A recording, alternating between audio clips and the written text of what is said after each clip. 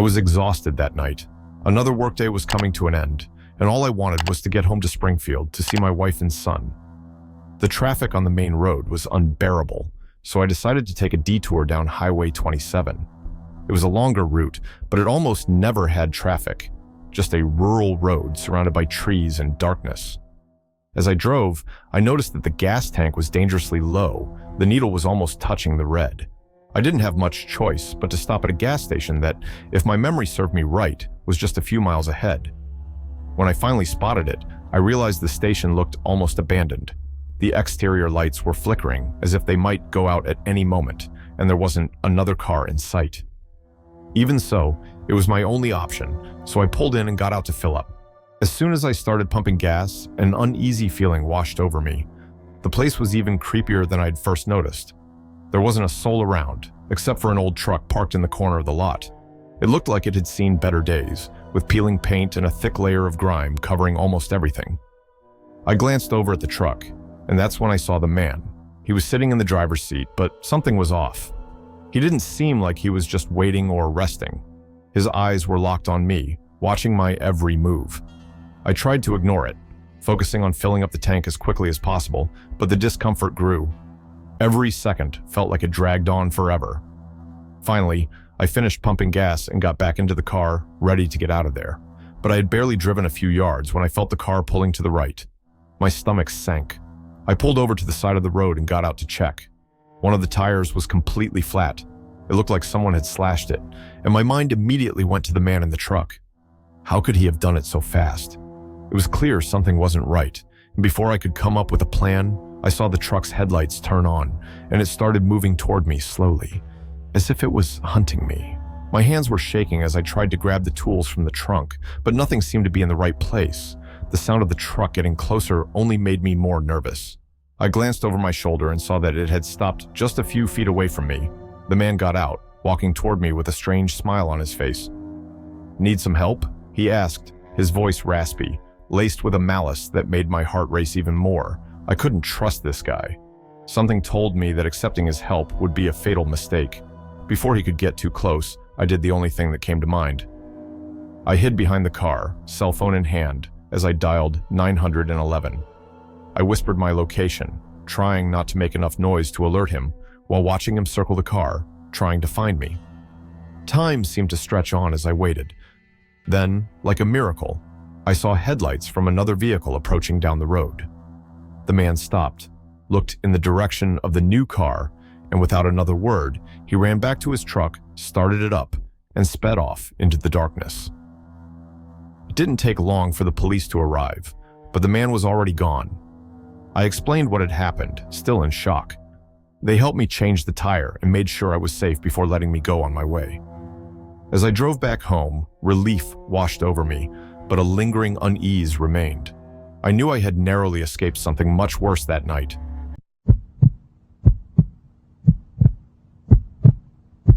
Traveling from New York to Raleigh, North Carolina in the middle of the night wasn't exactly what I'd call a smart idea, but with bills piling up and 2 job interviews lined up, I needed to save every penny. The trip was long, but I was determined to make it in one go. I was already exhausted before I even started, but I couldn't afford to spend money on a roadside motel. The night was clear when I started driving, but soon the exhaustion began to weigh on me. The road ahead seemed endless, a dark, monotonous stretch going on for miles. I turned on the radio to try and stay awake, adjusting the volume several times, but nothing seemed to work. As the clock on the dashboard ticked forward, time felt like it was slowing down. The lights of the cities blurred past, and the darkness around me grew more oppressive. I was forcing my eyes to stay open, afraid of dozing off at the wheel, but my body was screaming for rest. That's when I saw him for the first time, a man in a suit, standing by the side of the road.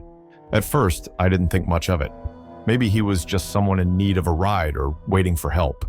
I passed by without stopping, leaving that lone figure behind, but the sight of him left me a bit unsettled. Something about the way he stood there, motionless and almost expressionless, sent a chill down my spine. I kept driving, trying to convince myself it was just my tired mind playing tricks on me. But not long after, I saw the same man again, standing by the roadside in the exact same way. This time, a sharp fear hit me. How could he have gotten there so fast? I had covered many miles since I first saw him. My heart started to race, and the exhaustion seemed to intensify. I drove past him again without slowing down. I glanced in the rearview mirror, but he had already disappeared into the darkness behind me. A deep sense of unease settled in. I was alone on the road, far from any town, and the presence of that stranger felt increasingly threatening. Still, I kept driving. The idea of stopping to rest seemed more and more necessary, but at the same time, I couldn't shake the fear that he might appear again. What if he wasn't just standing by the side of the road? What if he was waiting for me? The discomfort continued to grow as I drove along the highway. The image of the man in the suit wouldn't leave my mind. My vision was starting to blur from exhaustion, and fear began to mix with my fatigue. I needed to stop. I couldn't keep my eyes open any longer, and as much as the idea of pulling over made me nervous, I knew it was dangerous to keep driving in that condition. I spotted an empty parking lot beside a closed store, one of those places where truckers sometimes stop to rest. It seemed safe enough, so I pulled in, turned off the engine, and leaned back in my seat. The silence around me was complete, broken only by the distant sound of the wind and the rustling of trees along the road. I closed my eyes, trying to calm my mind, but the feeling of being watched came back stronger than ever. The image of the man in the suit flooded my thoughts, and no matter how hard I tried, I couldn't shake it. It felt like he was there, close to me, lurking in the darkness. I opened my eyes suddenly and looked around, but there was nothing. Just the empty parking lot lit by a dim, yellowish light. I closed my eyes again, forcing myself to relax. But just as I started to drift off, I heard a faint sound, barely noticeable, coming from outside the car. It was a soft scratching, like someone was lightly dragging their fingernails across the glass. My heart raced, and I opened my eyes again, feeling my blood turn cold. I looked in the rearview mirror, and to my horror, I saw the silhouette of a man in a suit standing right behind the car. I froze in fear, unable to process what I was seeing. I tried to convince myself it was just my imagination, a hallucination from being so tired, but the figure was there, motionless, watching me. With trembling hands, I slowly turned my head to look through the back window. There was no one there. The parking lot was empty. But before I could feel any relief, I noticed something even more terrifying.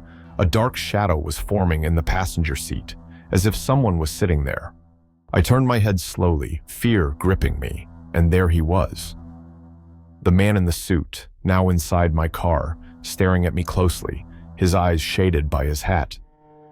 My breath caught in my throat, and my body froze. The darkness around us seemed to swallow everything, except him. In a burst of sheer panic, I flung the door open and ran, stumbling on the cold asphalt as I tried to get away as fast as I could. The fear was so intense that I didn't look back, running blindly down the road. When I finally stopped to catch my breath, the car was far in the distance, but still, the feeling that he was following me wouldn't leave. I knew I couldn't just stand there, in the middle of nowhere. I had to keep going. I had to get to the hotel, where I hoped I would be safe. I climbed back into the car, still trembling, and sped out of the parking lot without looking to the sides. The road ahead seemed endless, but now I was more determined than ever to reach my destination, even if it meant driving until I completely collapsed. I drove like a madman, my fingers gripping the steering wheel tightly, my eyes fixed on the road ahead. Every shadow, every movement in the distance made my heart pound. The next few hours were a blur of panic and exhaustion. The fear of whatever might be following me kept me from stopping again, and the road seemed to stretch out infinitely, as if I would never reach my destination. Finally, after what felt like an eternity, the lights of the city appeared on the horizon. The relief of seeing signs of civilization mixed with the extreme exhaustion weighing on my shoulders. I managed to reach the hotel just before dawn. When I parked, I sat there for a moment, trying to convince myself that I was safe now. Still trembling, I got out of the car and grabbed my bags. The hotel was simple but welcoming. The receptionist noticed my disheveled appearance and asked if I was all right. I only nodded, unable to explain what had happened during the night. All I wanted was a room, a safe place where I could rest and forget about that journey. Once in my room, I locked the door and leaned against it, taking a deep breath. The room was quiet and dark, but unlike the car, the silence here felt less oppressive, as if I could finally relax. I lay down on the bed and closed my eyes, but the image of the man in the suit was still burned into my eyelids. Exhaustion soon overtook me, and I fell asleep. I woke up a few hours later, still tired, but aware that I needed to get ready for the interview. I took a quick shower, trying to wash away the remnants of the nightmare from the night before. The daylight brought some relief, but the unease was still there, like a persistent shadow. When I arrived at the office for the first interview, I was greeted by a friendly receptionist who asked me to wait. I sat in the lobby, trying to calm my nerves, but the anxiety remained, both for the interview and for what I had experienced the night before. Finally, the office door opened and the receptionist called me in. I stood up and followed her into the interview room, but as soon as I walked in, all the relief I had felt vanished in an instant. Sitting at the desk, staring directly at me, was the man in the suit. He looked exactly as I had seen him during the drive, the same face, the same sharp suit, the same cold expression that had frozen me in my tracks. My heart almost stopped.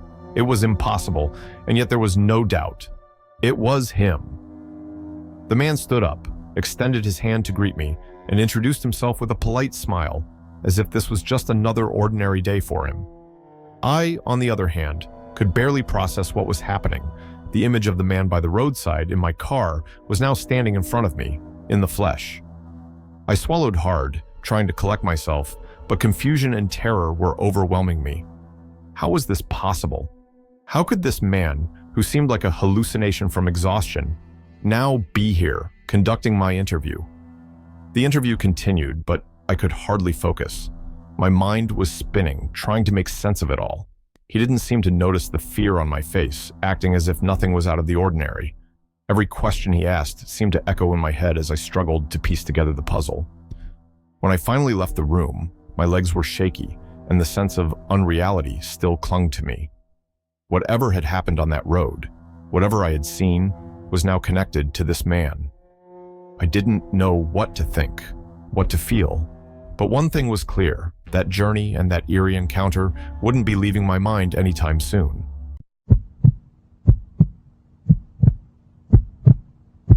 I was on my way to visit my boyfriend during winter break, eager to spend some time together. I had been driving for a few hours without any issues, but then the snowstorm began to worsen. The heavy snow warnings I'd ignored that morning now seemed like a serious mistake. Visibility dropped drastically, and I could barely see the lines on the road. My initial excitement turned into growing anxiety.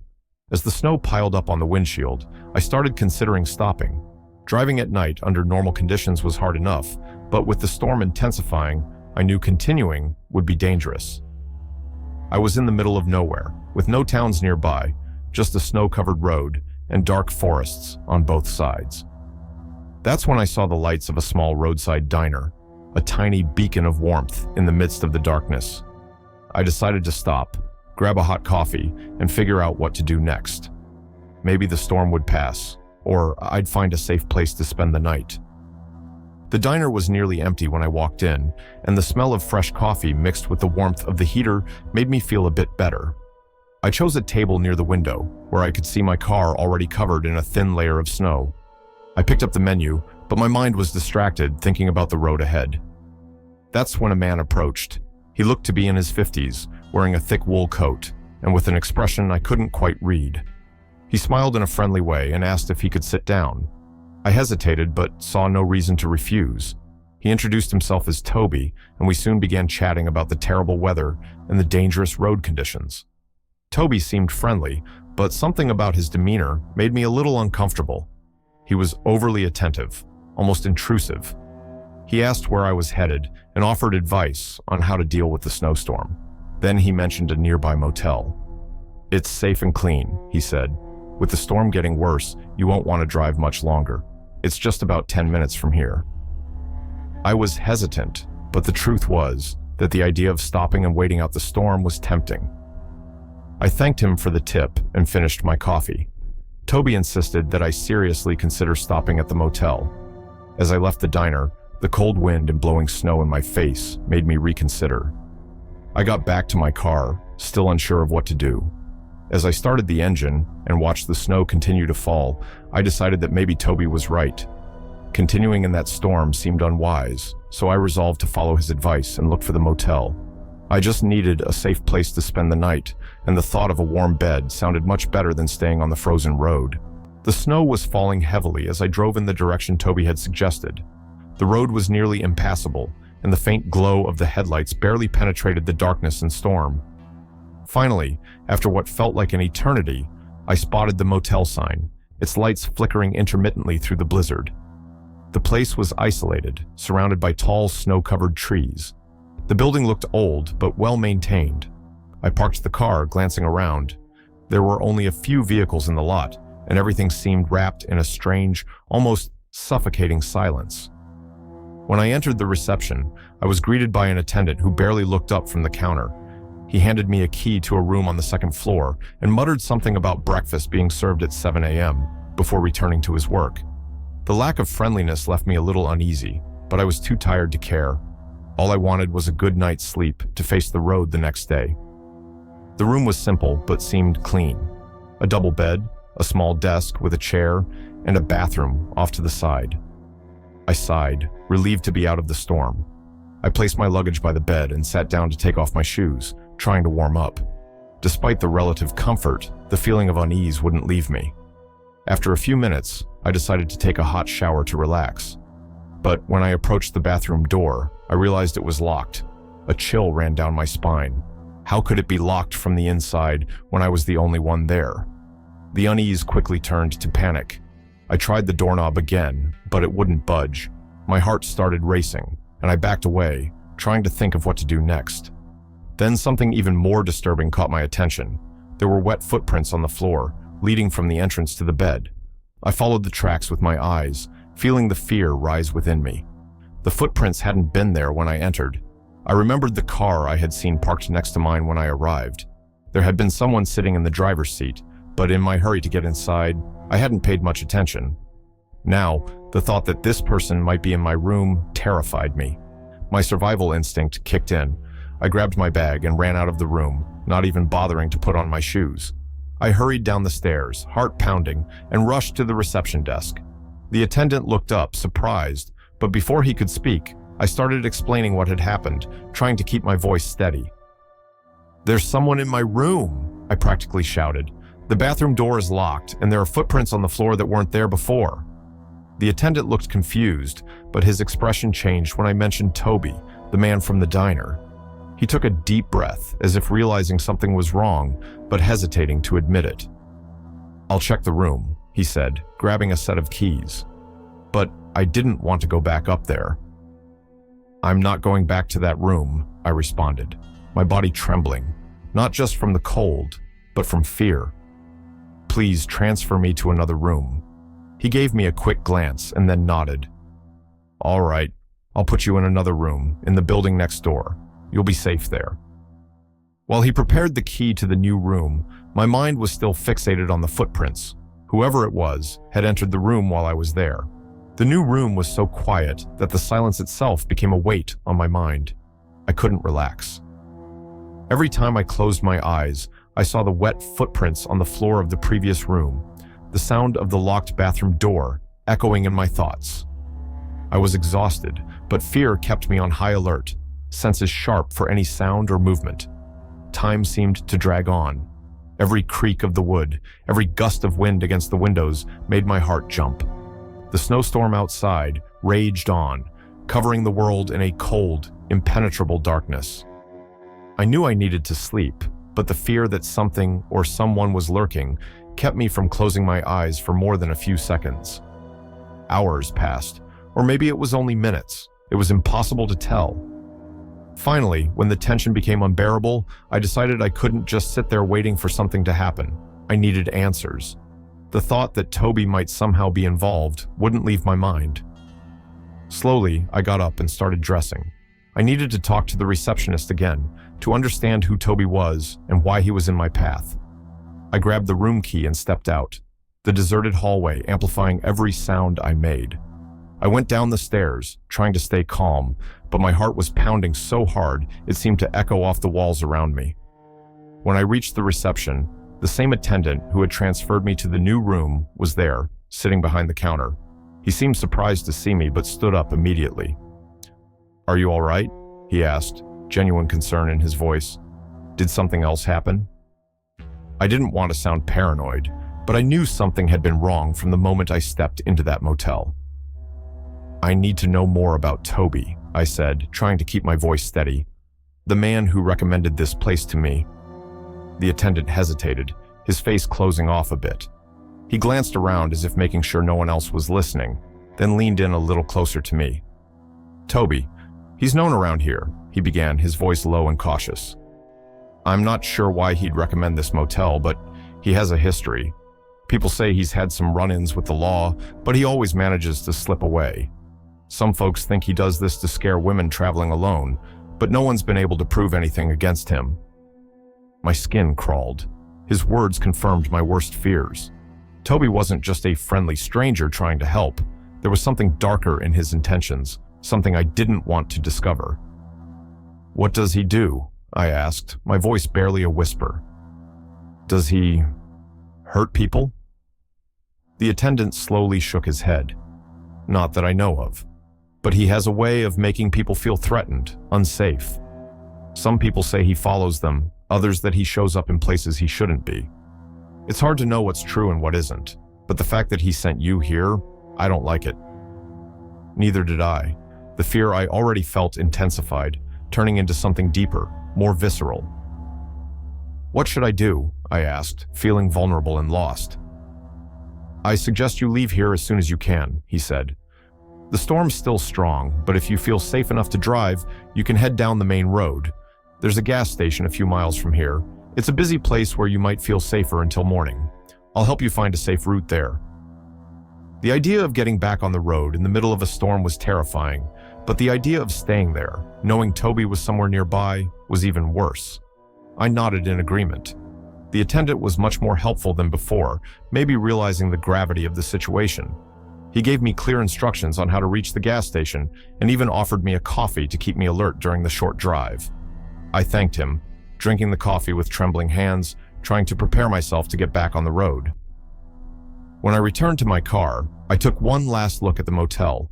The snowstorm was still raging, and the place seemed shrouded in even denser shadows, as if it was hiding secrets I was never meant to uncover. I started the engine and pulled out of the parking lot, driving slowly down the snow-covered road. The fear was still with me, but as I moved farther from the motel, I began to feel a small sense of relief, as if I was escaping something much more dangerous than a simple snowstorm. Finally, I saw the lights of the gas station, a sight that brought immediate relief. I parked and entered the small market, feeling a bit safer with people around me.